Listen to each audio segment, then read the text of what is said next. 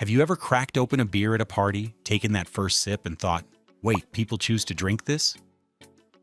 Last year, Americans drank 63 billion cans of beer, enough to give every adult in the US more than 200 beers each. And yes, we did our part. Today, we're doing something that'll probably start arguments in the comments, ranking America's most popular beers from absolute worst to surprisingly worth your money. Not by how many Super Bowl ads they run, but by what actually matters: flavor, drinkability, consistency, and whether you'll reach for a second one. So grab your bottle opener, because we're about to pour through America's best-selling beers. Taking the crown for rock-bottom flavor is Natural Light, or as most people know it, Natty Light. The beer launched in 1977 as Anheuser-Busch's answer to Miller Lite and immediately became the official beverage of broke college students everywhere. This ultra-light lager exploded onto campuses not because it tasted good, but because it was cheap, available, and got the job done. Natural Light sits at the absolute bottom because calling this beer feels generous. The flavor profile is virtually non-existent, watery, metallic, with just enough grain character to remind you that barley was theoretically involved in the brewing process. Rating sites treat Natty Light like a meme, and for good reason. The brewing process strips away everything that makes beer interesting. A bee uses adjunct grains and a super light body to create something that won't offend anyone because there's barely anything there to offend. It's the liquid equivalent of white noise, present but completely unremarkable. Natty Light's cultural home lives in college towns, tailgate parking lots, and anywhere drinking games require volume over quality. The famous 30 rack has fueled countless beer pong tournaments and questionable decisions. The people who drink Natural Light aren't fooling themselves about quality. They're budget-conscious party crowds who prioritize quantity over flavor. Natural Light is dead last, because in a ranking about taste, this beer brings essentially nothing to the table.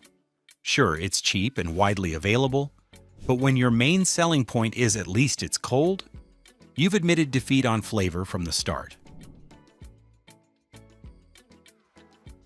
Rolling Rock bottles into number 14 as the beer that once meant something special, but lost its soul when corporate interests took over. Born in Latrobe, Pennsylvania in 1939, Rolling Rock built a cult following on regional pride and that distinctive green bottle with the mysterious 33 printed on the label. The flavor profile has always been light, crisp, slightly sweet, with minimal hop presence, but loyal drinkers accepted that because Rolling Rock represented authentic working-class Pennsylvania brewing. Then Anheuser-Busch bought the brand in 2006 and moved production from Latrobe to Newark, New Jersey, and longtime fans immediately noticed the difference.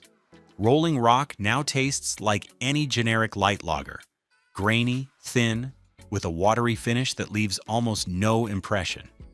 The beer isn't offensively bad, just completely forgettable. Whatever subtle character the Latrobe Brewing gave this beer vanished when production shifted to mass-market facilities focused on efficiency over flavor. The real tragedy is the broken promise. Rolling Rock marketed itself on heritage and regional authenticity, then abandoned both for corporate convenience. The remaining drinkers fall into two camps: legacy fans who still buy it out of habit, and younger drinkers attracted by the retro aesthetic without realizing the beer's glory days ended nearly 20 years ago. Rolling Rock ranks this low because nostalgia and branding can't compensate for bland, characterless beer. Busch and Busch Light land at number 13 as the beers that successfully carved out an identity through marketing but can't quite deliver enough flavor to climb higher. Originally launched as Busch Bavarian beer in 1955, Anheuser-Busch repositioned these brews as the outdoorsman's choice, complete with hunting and fishing-themed cans that started appearing in 2006. The flavor is exactly what you'd expect from a value-tier product: light, crisp, slightly grainy, with minimal hop bitterness or malt complexity. Busch Light especially tastes thin and watery, though it goes down easy after a long day outside. Neither beer will challenge your palate, but that seems intentional. Busch has genuinely impressive brand loyalty in rural and outdoor communities. The partnership with NASCAR runs deep. Busch Light sponsors teams and events while positioning itself as the official beer of race fans who appreciate straight-shooting, no-nonsense refreshment. The hunting and fishing tie-ins feel authentic rather than manufactured. The people who drink Busch tend to fall into that outdoor enthusiast category: hunters, anglers, NASCAR fans, and rural folks who want consistent, affordable beer without pretension. Busch Light especially dominates in areas where light beer means something you can drink all day without feeling bloated. Busch ranks in the bottom third because while the branding and positioning are excellent, the actual beer remains forgettably thin. Number 1 is coming quick, so please subscribe and like this video, because apparently that's how we measure self-worth these days. Pabst Blue Ribbon slides into number 12 as proof that clever marketing and cultural zeitgeist can resurrect even the most forgettable beer. PBR nearly died in the 1990s, bottoming out below 1 million gallons in annual sales before experiencing one of the most remarkable comebacks in beverage history, surging to 92 million gallons by 2012, thanks to organic adoption by cash-strapped creative types. The beer itself remains completely unremarkable. Light, grainy, slightly sweet. With minimal hop character, PBR tastes like every other mass-market American lager from the mid-20th century. But PBR's resurrection wasn't about taste. It was about affordability meeting counterculture credibility. Indie bands, dive bars, and artists in gentrifying neighborhoods adopted PBR as an ironic anti-craft statement while genuinely appreciating the low price point. The brand became shorthand for "I'm too cool to care about fancy beer," while still participating in beer culture. The current PBR drinker splits between actual value seekers who need cheap beer and nostalgia-driven folks who remember the hipster era fondly. Dive bars stock it, outdoor festivals serve it, and house parties feature those distinctive blue ribbons because PBR successfully positioned itself as the accessible, unpretentious choice. PBR ranks here because the cultural story vastly exceeds the actual product. This is beer as lifestyle signifier rather than flavor experience. Sure, it's drinkable and affordable, but ranking taste alone, PBR brings almost nothing special to your glass. Miller High Life cruises into number 11 as the beer that earned the nickname Champagne of Beers through marketing genius rather than actual elegance. Launched in 1903 as Miller's premium offering, High Life built its identity on those distinctive clear glass bottles and champagne-inspired branding that suggested sophistication at working-class prices. The flavor profile leans sweet and corn-forward, typical of mass-market American lagers that use adjunct grains to keep costs down. High Life tastes smoother than bottom-tier options, with a slight malt sweetness that gives it minimal character. The carbonation is pleasantly crisp and the beer goes down easy, but there's nothing here that justifies the champagne comparison beyond bubbles. High Life maintained steady popularity throughout the 20th century by positioning itself as the blue-collar premium choice, better than the cheapest options, but still affordable for everyday drinking. Recent retro waves brought renewed attention from younger drinkers, attracted by vintage aesthetics and nostalgia for pre-craft beer simplicity. The beer's natural home is Midwest bars, backyard barbecues, and anywhere working-class America gathers to watch sports. High Life drinkers appreciate the combination of affordability and brand heritage, without pretending this is sophisticated beer. Miller High Life ranks in the bottom half because while it's more flavorful than ultra-light options, the sweet corn taste and thin body prevent it from climbing higher. Respectable, drinkable, utterly forgettable. Coors and Coors Light land at number 10 as the beers that built an empire on temperature marketing rather than actual flavor.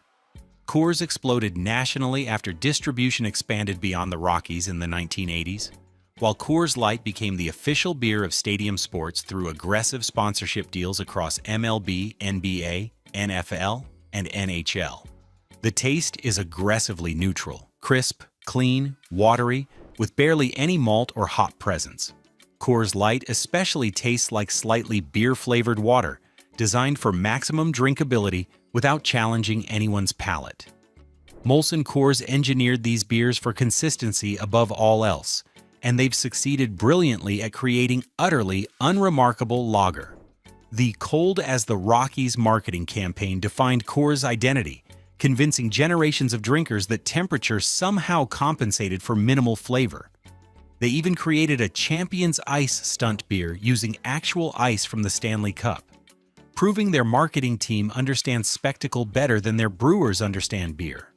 Coors dominates sports venues because the mild flavor doesn't distract from the game while providing alcohol and refreshment. Tailgaters, casual fans, and anyone seeking inoffensive cold beer at stadium prices reach for Coors. The drinker base spans die-hard sports fans to casual weekend warriors who want beer without thinking about beer. Coors ranks here because it delivers refreshing coldness and reliable quality, but flavor? Almost none. When your biggest selling point is optimal serving temperature, you've admitted flavor isn't the priority. Miller & Miller Lite secure number 9 as the beers that literally invented the modern light beer category and still deliver surprisingly balanced flavor compared to imitators. Miller Lite launched in 1975 with a revolutionary pitch: beer that tastes good and won't fill you up, forcing Anheuser-Busch to scramble and launch Natural Light in 1977, then Bud Light in 1982. The flavor profile shows why Miller Lite dominated early: slightly more malt sweetness and hop bitterness than Ultra Light competitors, creating actual beer flavor in a lower-calorie package. It's not complex or challenging, but there's genuine balance here. The body is light but not watery, the finish is clean but not flavorless, and the carbonation keeps everything crisp. Miller Lite's cultural impact extends beyond taste. This beer legitimized light lagers as a respectable category rather than diet compromise. The "Tastes Great, Less Filling" campaign became advertising legend, while positioning light beer as something active adults could enjoy guilt-free. Broad sports sponsorships across multiple leagues kept Miller visible at stadiums nationwide. The Miller Lite drinker represents longtime light lager loyalists who remember when this beer stood alone in quality. They're not chasing craft beer trends or imported cachet. They want familiar, reliable, sessionable beer that tastes like beer rather than flavored water. Miller Lite ranks in the middle because while it pioneered light beer and maintains better flavor balance than bottom-tier options, it still tastes thin compared to fuller-bodied lagers. Revolutionary in 1975, merely adequate in 2025. Respect the innovation, acknowledge the limitations. Budweiser and Bud Light lumber into number 8 as the beers that dominated American culture for decades before a 2023 marketing controversy triggered a sales collapse that handed the crown to Modelo. Budweiser dates back to 1876 as Anheuser-Busch's flagship, while Bud Light launched in 1982 and eventually became America's best-selling beer for nearly 2 decades. The flavor profile is quintessential American lager: crisp, clean, slightly sweet, with minimal hop bitterness or malt complexity. Neither Budweiser nor Bud Light offends, but neither excites. The beers taste engineered for mass appeal, prioritizing consistency and drinkability over distinctive character. Bud Light especially tastes thin and watery, though the carbonation keeps it refreshing. Budweiser's cultural footprint remains enormous despite recent struggles. The Clydesdales, Super Bowl commercials, and ubiquitous presence at NFL and MLB games created generational brand loyalty.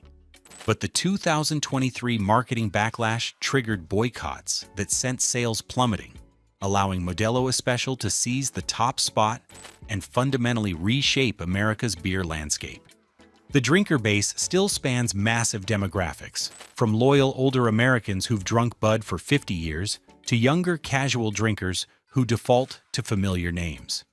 Some former loyalists switched to Modelo or craft options, but millions remain faithful to what they consider authentically American beer. Bud and Bud Light rank here because cultural impact and sales volume don't automatically equal superior taste.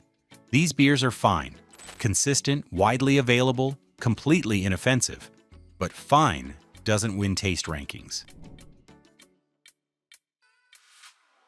Yuengling Traditional Lager breaks into number 7 as proof that regional loyalty often reflects genuine quality.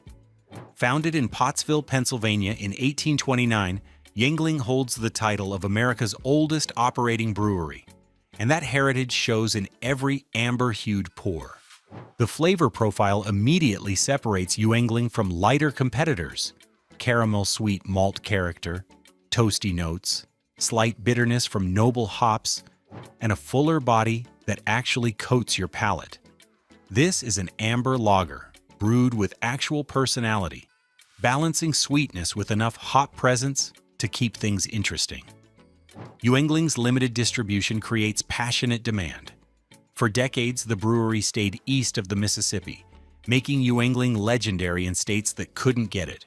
Recent expansion into Texas and beyond triggered genuine excitement as new markets discovered what Mid-Atlantic drinkers knew for generations: Yuengling delivers macro convenience with better-than-macro taste. The drinker base combines regional pride with practical value seeking. Pennsylvania and surrounding states treat Yuengling as their local beer despite its widespread distribution, while newcomers appreciate getting actual malt flavor at prices comparable to Bud or Coors. Bars in Yuengling territory stock it as the default good cheap beer option. Yuengling ranks solidly in the middle because while it delivers significantly more flavor than lighter lagers, it still tastes like an upgraded macro rather than craft-level complexity. The caramel sweetness can become cloying after multiple pints, and the hops lack the punch that would balance the malt. Good, not great. Heineken bottles into number 6 as the beer that successfully convinced Americans that European lagers automatically taste better than domestic options. This Dutch Pilsner has dominated U.S. import sales for decades by combining reliable quality with premium positioning and that instantly recognizable green bottle. The flavor profile delivers classic Pilsner character: crisp, slightly bitter from noble hops, with a clean malt backbone and refreshing finish. Heineken tastes noticeably more substantial than American light lagers, offering actual hop bitterness and malt complexity without overwhelming casual drinkers. The beer pours golden with persistent white foam, and the carbonation keeps everything lively. Heineken's cultural positioning as the sophisticated import choice created aspirational appeal.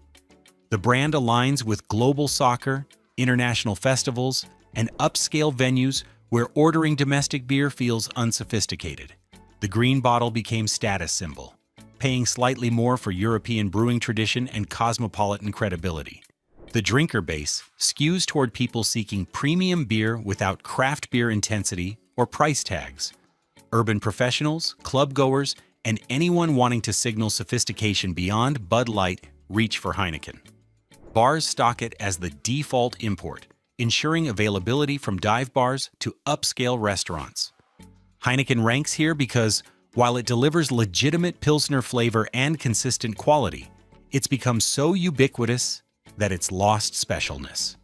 The green bottle and European branding create expectation for excellence that the actual beer almost but not quite delivers.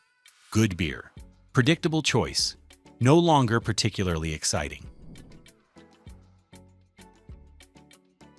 Dos Equis lands at number 5 as the beer that proved brilliant marketing could transform a good Mexican lager into a cultural phenomenon.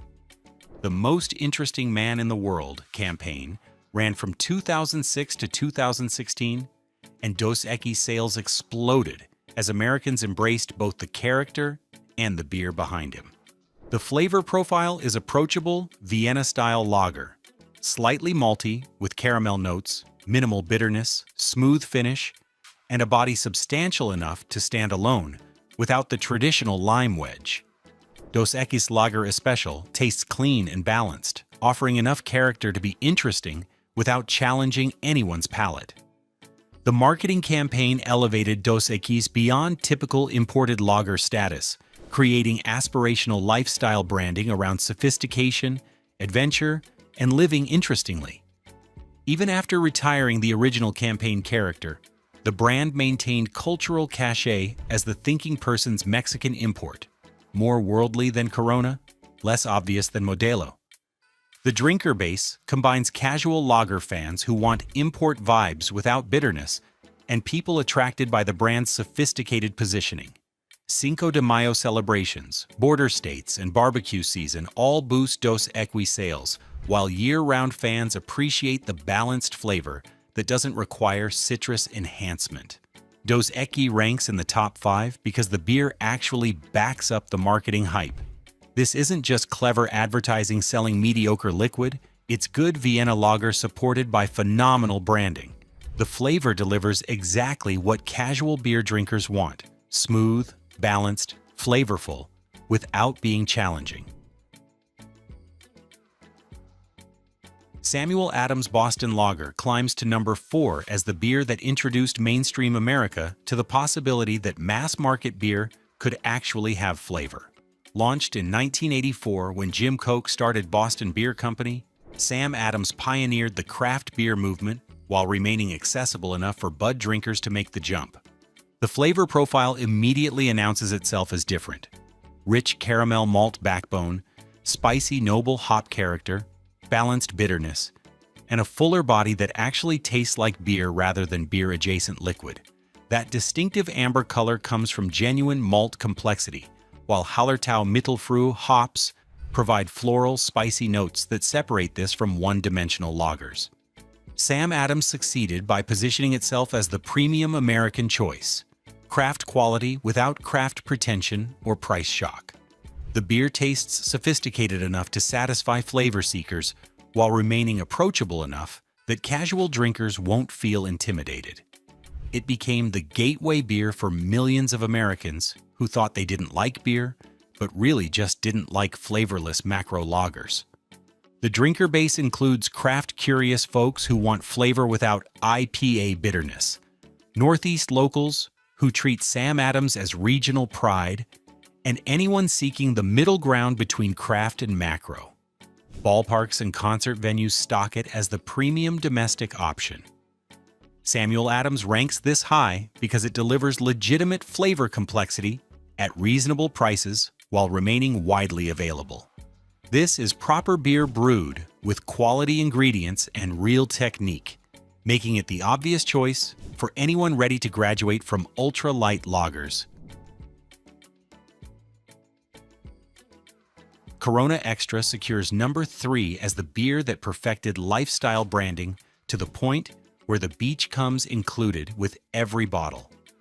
This pale lager became America's best-selling import in the mid-1990s and maintained that crown through brilliant positioning. Corona doesn't sell beer, it sells perpetual vacation mood. The flavor profile is deliberately light and smooth, crisp, slightly sweet, minimal bitterness, with a clean finish that practically begs for a lime wedge. Corona tastes refreshing rather than complex, engineered for easy drinking in hot weather rather than contemplative sipping. The pale golden color and light body make it feel like summer liquid. The lime ritual transformed Corona from just another imported lager into participatory experience.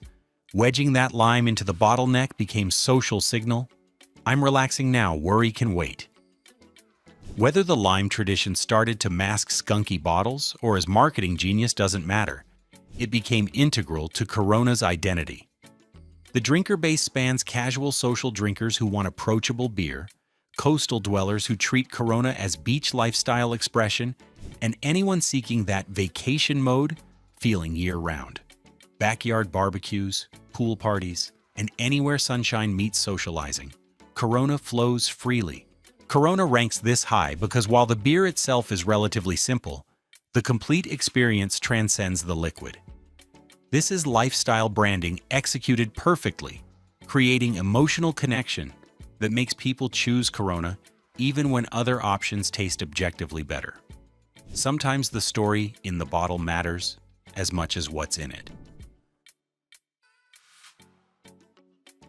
Modelo Especial claims number 2 as the beer that overthrew Bud Light's decades-long dominance to become America's best-selling beer by revenue in 2023, and it earned that crown through superior flavor and multicultural appeal.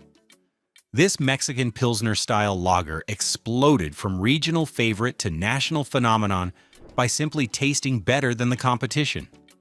The flavor profile delivers everything casual beer drinkers actually want: fuller body than Corona, rich malt character with slight sweetness, balanced hop bitterness, and a crisp finish that keeps you reaching for another.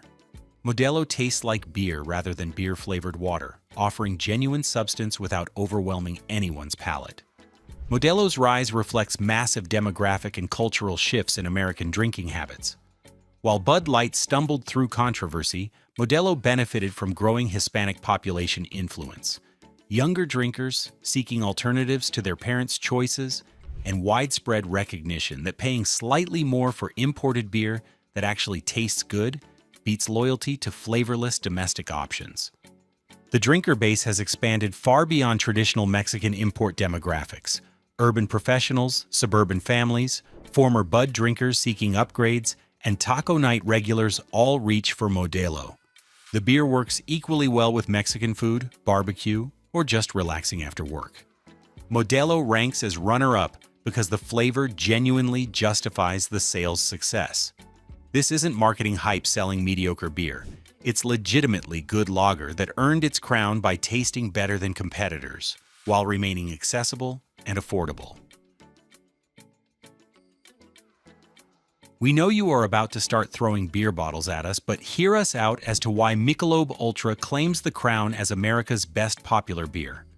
It combines drinkability, lifestyle positioning, and cultural timing so perfectly that it became the best-selling beer in America by volume as of late 2025. Launched in 2002 as Anheuser-Busch's low-calorie answer to active lifestyle trends, Ultra spent 2 decades building momentum before finally capturing the throne. The flavor profile prioritizes crispness and drinkability over complexity. Light, clean, slightly fruity, with minimal malt character and virtually no hop bitterness. At only 95 calories and 2.6 grams of carbs, Ultra tastes like beer distilled to its absolute essence. It's not bold or challenging, but that's precisely the point. Ultra's genius lies in positioning itself as compatible with active lifestyles rather than opposed to them. The aggressive partnerships with Team USA, NBA, PGA, FIFA 2026, and LA 2028 Olympics positioned this as the beer for people who work out, golf, play pickleball, and generally care about fitness. Drinking Ultra signals, I enjoy beer, but prioritize health. The drinker base spans fitness enthusiasts, golfers, casual athletes, and anyone who wants one beer on a weeknight without guilt or bloat. Ultra became the beer of moderation, flavorful enough to satisfy without derailing diet goals. Michelob Ultra earns the top spot because it perfectly captures the current moment when Americans want beer that fits their lifestyle rather than dominates it. The flavor delivers exactly what modern drinkers prioritize: refreshing, light, consistent, and compatible with active living. Ultra didn't win by tasting boldest. It won by tasting right. So there you have it. From Natural Light's budget beer mediocrity to Michelob Ultra's active lifestyle perfection. The beers that ranked higher delivered consistent flavor, genuine drinkability, and understood what modern beer drinkers actually want. The bottom-ranked options?